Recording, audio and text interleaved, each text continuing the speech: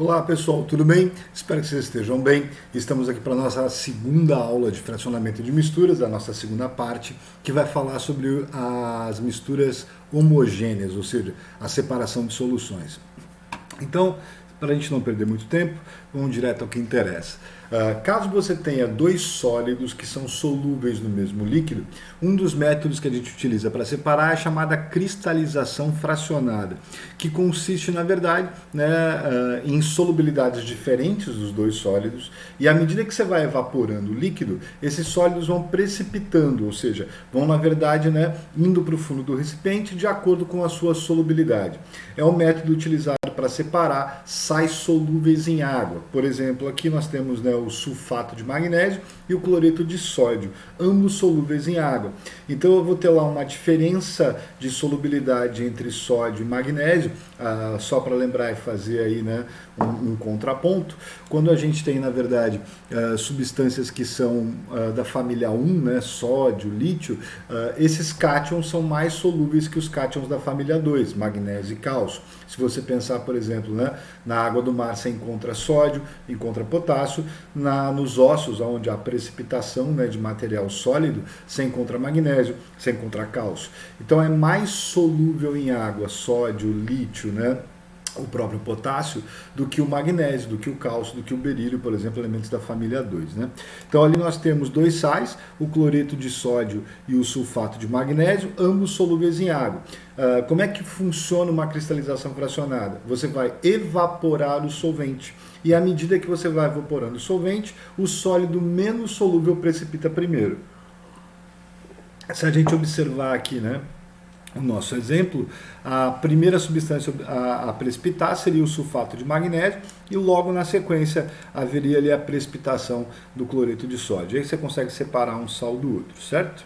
Mas além desse método, uma outra maneira que você tem de separar misturas que aparentemente são homogêneas, nesse caso a gente vai estar falando aí de uma situação bem peculiar, que é a hipotensão, ou seja, baixar a pressão, para a separação de misturas líquido-gás quando há solubilidade. Aqui é importante você ressaltar e recordar também que há uma certa solubilidade de gases em líquidos, principalmente quando esses gases estão em comportamento real. Aí basta a gente dar uma recordada em aulas anteriores, o que é um comportamento ideal de gás. Se você pensar no gás como um gás ideal, o comportamento ideal é de maior expansão possível. Então um gás é considerado tão ou mais ideal quanto maior for a temperatura e menor for a pressão exercida sobre ele. Ao contrário, se você tiver uma pressão alta e uma temperatura baixa, que é o que acontece dentro de uma garrafa mineral, é o que acontece dentro de um refrigerante, quando ele está na geladeira, a temperatura é mais baixa e dentro da garrafa a pressão é mais alta. Então esse gás vai estar em comportamento real e ele vai ser mais solúvel em água. Uma maneira que você tem de separar gases reais de líquidos polares é fazer, por exemplo, um processo conhecido como hipotensão. Você vai agitar e vai aquecer. Ao agitar, você aumenta com isso a quantidade de moléculas que se desprendem do líquido, Isso pode ser visto quando você pega um refrigerante, uma água mineral com gás. Se você agitar, o gás sai mais rapidamente e ao mesmo tempo pelo aquecimento. Se você aquecer, literalmente vai diminuir a quantidade de gás que está solúvel no líquido. Esse, inclusive, é um dos riscos da febre alta, Você acaba tendo um comportamento mais ideal dos gases do seu corpo, que faz com que a dificuldade de respirar aconteça, porque, na verdade, o oxigênio, nesse caso, vai dissolver menos, já que ele está em comportamento mais ideal, menos comportamento real. Então, a hipotensão é um método utilizado para separar gases de líquidos quando você tem, obviamente, diferença de pressão. A pressão vai estar alta, o comportamento do gás vai estar real, você vai diminuir a pressão, o comportamento passa a ser ideal, ou também você pode aumentar a temperatura. Se aumentar a temperatura, o comportamento também passa a um comportamento mais ideal, o que diminui a solubilidade desse gás em líquido. Perfeito? Além disso, turma? Além disso, Um dos métodos mais comuns, se não o mais comum que a gente, né, tem, e aquele mais cotidiano, é a destilação simples. Quando você vai separar um sólido de um líquido, desde que esse sólido esteja solúvel no líquido. Lembrando sempre, né, que quando os sólidos estão solúveis em líquidos, a gente diz que a gente tem uma solução, uma mistura homogênea. Mistura homogênea e solução são sinônimos. Você pode dizer que toda mistura homogênea é uma solução e, portanto, toda solução é uma mistura homogênea. Então, quando você tem lá um sólido que está solúvel no seu líquido e ao mesmo tempo você quer separá-los, uma das coisas que você pode fazer é usar uma destilação simples, né? Basicamente aqui a gente tem algumas vidrarias, o suporte universal. Isso aqui é uma tela de amianto, né, que vai servir para aquecimento. Esse balão aqui é chamado de balão de destilação ou balão de fundo chato. Aqui você tem uma coluna de fracionamento, seguida de um condensador. Note que a água no condensador entra embaixo e o vapor da água sai por cima, né? Esse condensador serve para fazer troca de calor com o vapor que vai sair por aqui, ou então com o gás que vai sair, e essa troca de calor faz com que a água entrando por baixo seja mais eficiente do que a água entrando por cima. E aqui a gente tem uma captação Erlenmeyer. Esse método é utilizado em alambiques, por exemplo, para a produção de cachaça. E uma curiosidade interessante é que durante a época da escravidão no Brasil, os escravos costumavam fazer, né, com a guarapa, com o suco da cana, a sua própria cachaça dentro das suas senzalas. Então eles aqueciam, na verdade, esse mosto, né, essa fermentada da cana-de-açúcar. Isso produzia álcool que subia, batia no teto e ia pingando depois, né? Daí a gente associar o nome da cachaça a pinga, devido ao processo de pingamento que ela faz, tanto no alambique quanto no aparelho de destilação simples. Mas nos interessa, além da destilação simples, um outro processo conhecido como destilação fracionada. A diferença entre as duas está que na destilação simples você separa sólidos de líquidos, enquanto que na destilação fracionada você vai separar líquidos que possuem temperaturas de ebulição diferentes, né? Então vamos dar uma olhada aqui no processo da destilação fracionada. Você vê que aí nós temos algumas coisas a mais, né?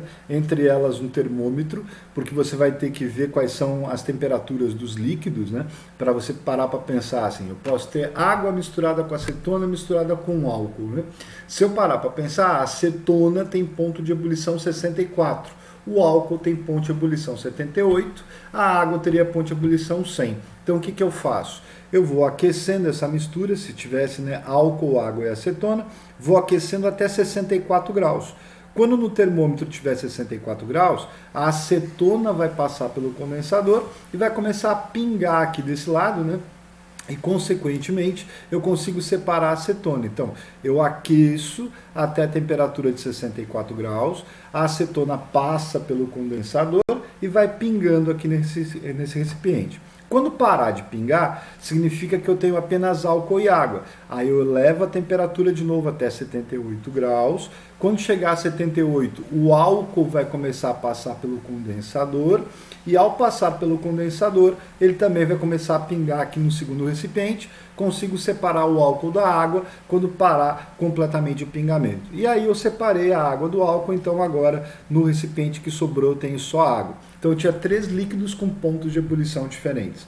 É importante, né, você lembrar que não dá para separar misturas azeotrópicas por destilação, né? A destilação se baseia na diferença dos pontos de ebulição. E se você tem pontos de ebulição iguais, que é o caso das misturas azeotrópicas, temperaturas de ebulição iguais, não é possível a separação.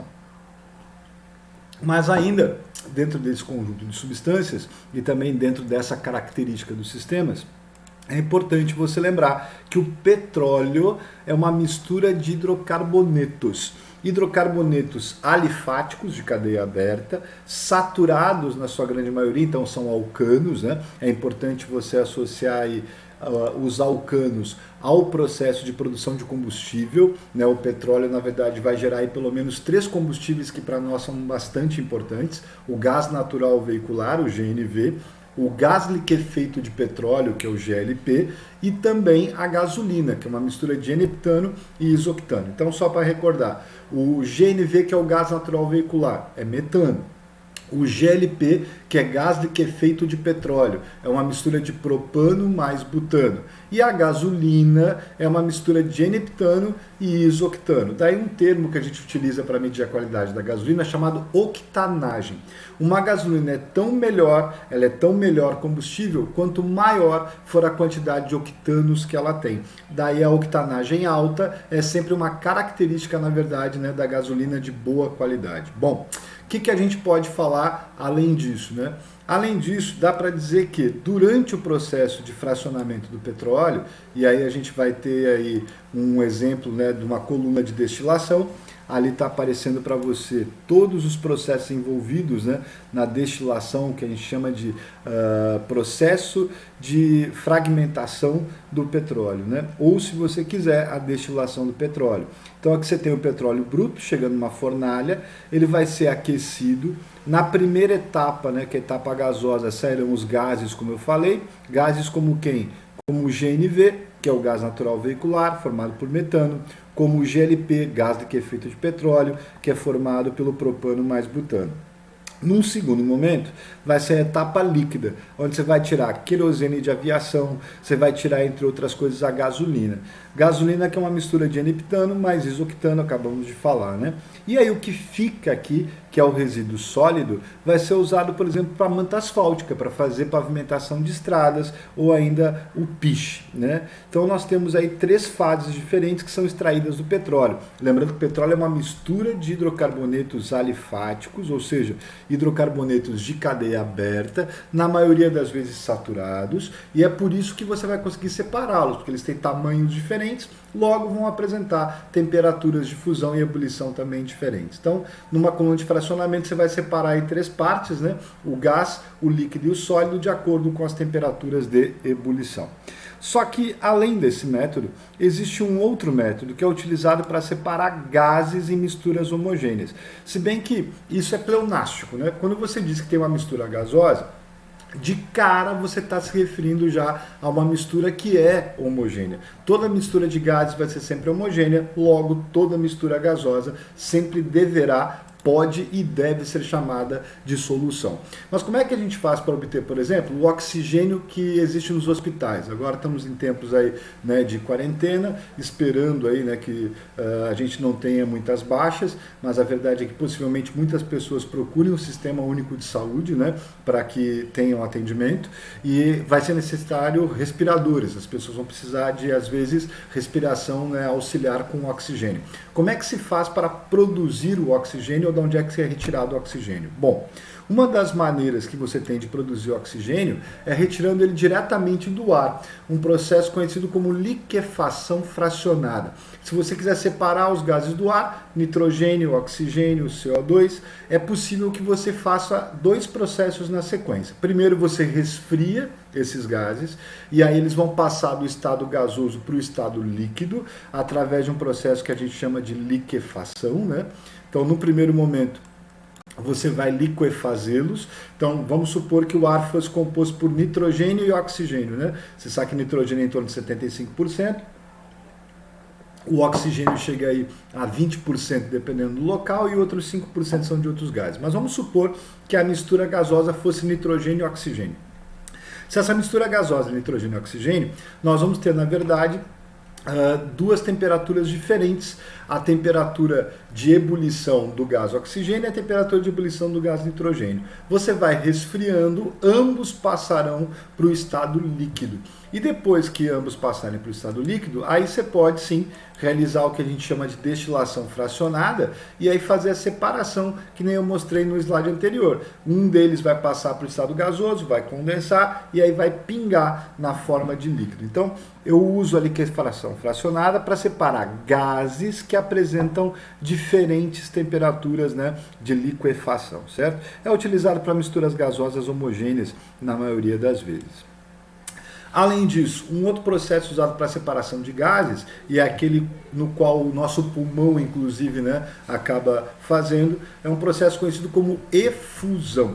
Efusão é um processo utilizado para separar gases que apresentam velocidades de expansão diferentes. Vai depender de uma lei chamada lei de Graham, que é a lei da densidade dos gases, mas que a gente não vai entrar em detalhes hoje, o pessoal da física acaba entrando, a gente quando fala, né, de termodinâmica também acaba falando, mas o que você deve lembrar? Que dois gases que têm massas diferentes vão apresentar densidades diferentes, então eles vão ter velocidades de expansão também diferentes.